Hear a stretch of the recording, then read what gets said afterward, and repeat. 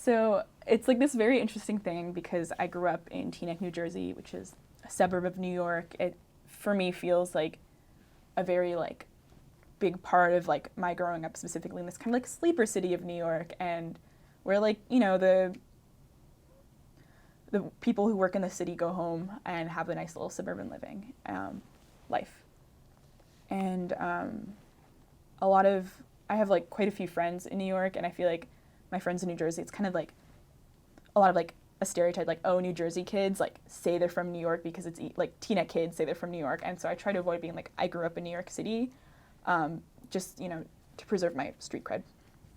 But I would say that even so, growing up in New York City has like greatly informed my Jewish and other identities, just my life, like just being able to access like all the multitudes that exist in New York City, and like going to like delis and like hanging out with friends. And I think as I like closer to high school and my parents started letting me like commute into the city on my own, that was like a big deal for me. And I still like think back, I'm like, wow, there was like a time really not that long ago where like I didn't have access as I wanted to this huge city, but once I did, it like totally changed like my life really, because